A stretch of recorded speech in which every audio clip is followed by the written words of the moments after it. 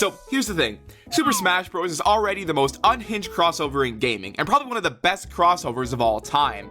But what if we threw Barney characters into the mix? Who would they main? How would they play? And how many of them would get banned from tournaments? Probably just be BJ. So we're breaking it down character by character. From the obvious picks to the ones you'd least expect, we're seeing how many of these bamboons play with items off. I had to get creative because it's not like there's a million Barney characters out there, but we made it work. With all that being said, welcome to the Barney Desk.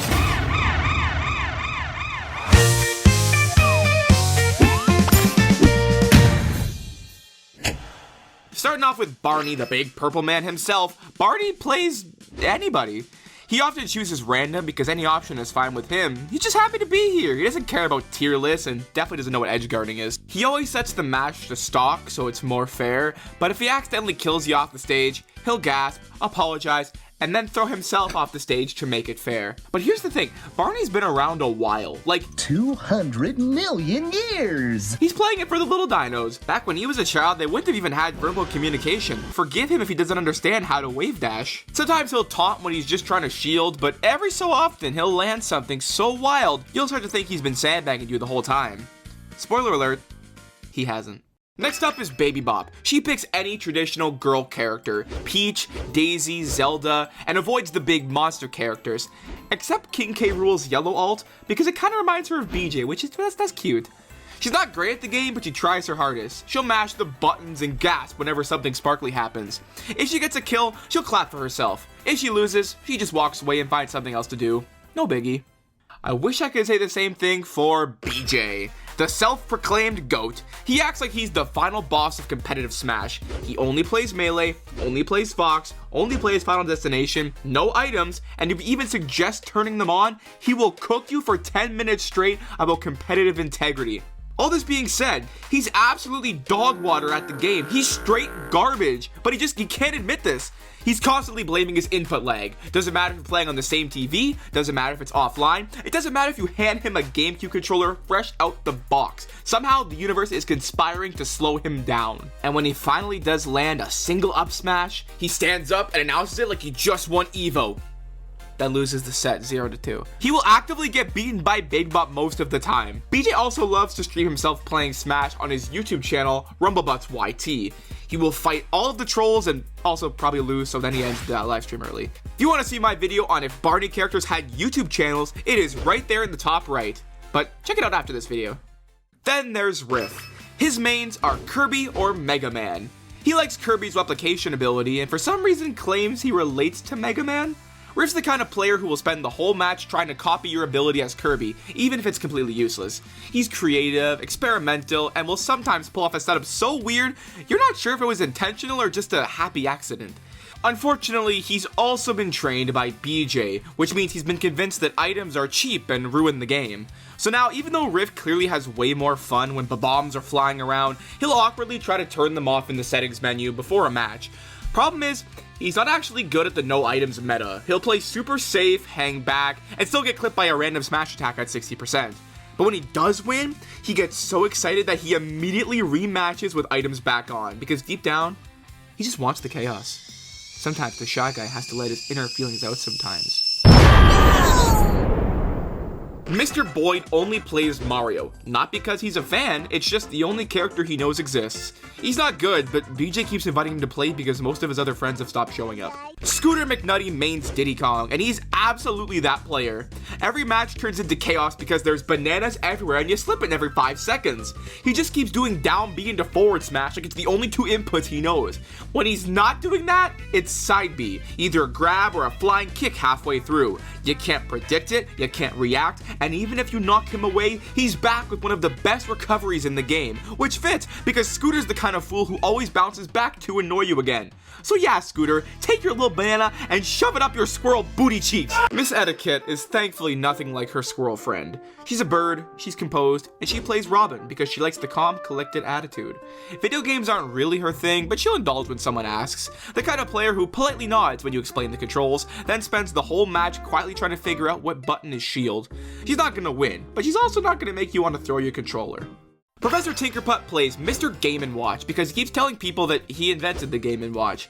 He'll go on about how it was ahead of its time and how they stole my idea, even though no one cares. He's not even that bad for being an old-timer, but he's insanely petty. You hit him with an item even once, and you're his sole target for the rest of the match. And he will fish for that hammer 9 until it connects. Booker T plays as any Fire Emblem character because he's really into the franchise. Doesn't matter which one, as long as there's a hot anime boy and a sword, he's there. Sometimes BJ and Scooter will want to play a 2v1 against him, and he just absolutely hates it. They're both just spouting nonsense and spamming attacks, and Booker, he ain't down with that. Stella the Storyteller says she'd play Rosalina, mostly because they've both traveled the world, but he doesn't ever end up playing the game. She was just invited to the tournament to tell stories between stocks. I'm convinced someone invited her as a distraction tactic.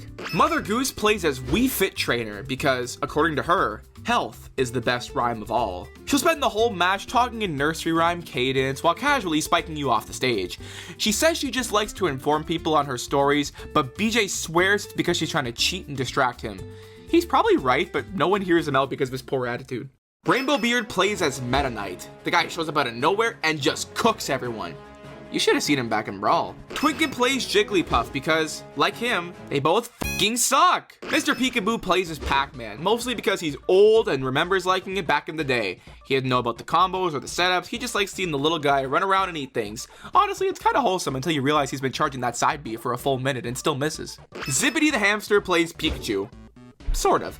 Derek just sets him on a controller and lets him waddle across the buttons. Most of the time he's just running in circles, but every so often, Zippity somehow wins a match because everyone else is too busy fighting each other to notice the hamster slowly chipping away at their stocks. Backyard Gang Barney, or Blue Dog as he's called, has been maining the purple alt of Donkey Kong since Smash 64, back when he swears he was one of the best in the scene, and maybe he was, 20 years ago. These days, he's not awful, but the game's passed him by. He still plays it like it's 1999. His go-to is still full hop forward airs and smash attacks, missing the nuance of landing canceling. Every time he loses, it's just, different game, different rules. He refuses to play anyone else, and he's still bitter about the recent Donkey Kong redesign, claiming they ruined the face, and that he knows a thing or two about redesigns for the worse, and erasing history. What I'm saying is he's coping badly. I'm just pausing for 10 seconds to tell you I have a very cool and important call to action for you, the viewer, at the end of the video. So please, if you can, stick around till the end. Thank you so much. Back to the video. Murray the web surfing mouse plays Sonic because he basically already is a Sonic character.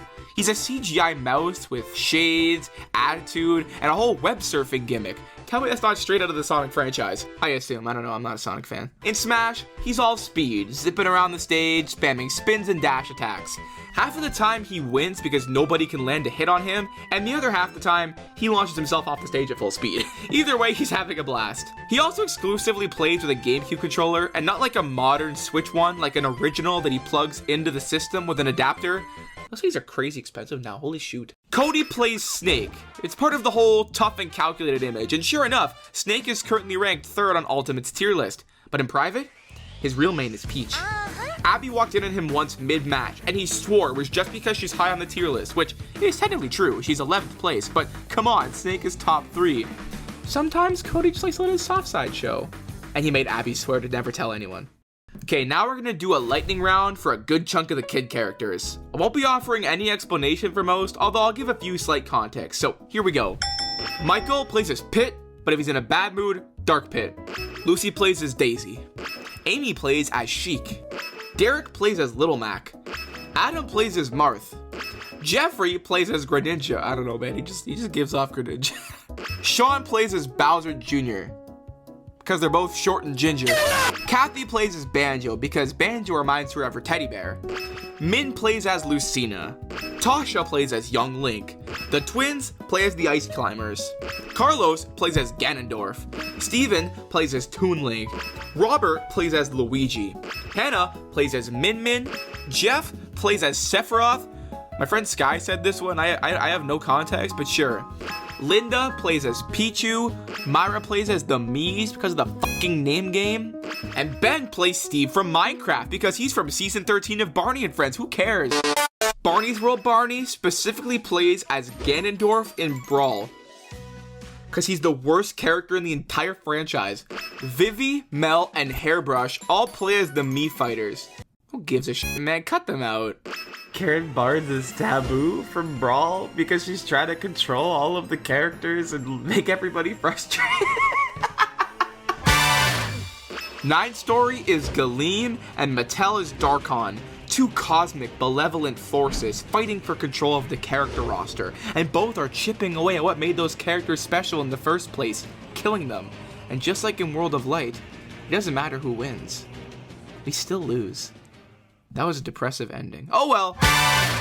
Now you know how these guys would fare out if they played Super Smash Bros. I love making these What If Barney videos, and if you haven't yet, check out the first one in this series, What If Barney characters had YouTube channels. And hey, hit that subscribe button so you don't miss the next What If Barney video I make next. Now before you click off, I need a small favor. I'm working on something big for the people who actually make this channel what it is. Whether you've been here since day one, stumbled in today, or even if you're not a huge Barney fan but just like hanging out here, I've put together a quick poll to figure out what you want to see next and how I can make this channel even better for the people who care about it.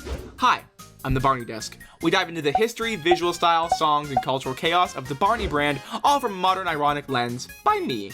And this is your chance to help shape where we go from here. I don't do polls like this often, so if you've got thoughts, now is the time to let me know. The link's right there. It's gonna take you about a minute or two, and it would mean the world to me if you filled it out. We just hit 3K subscribers, which is absolutely wild and insane to me, and I can't thank you enough for being part of this little corner of the internet with me. It truly means the world. Thank you so much. And as always, I've been the Barney Desk, and thanks for watching.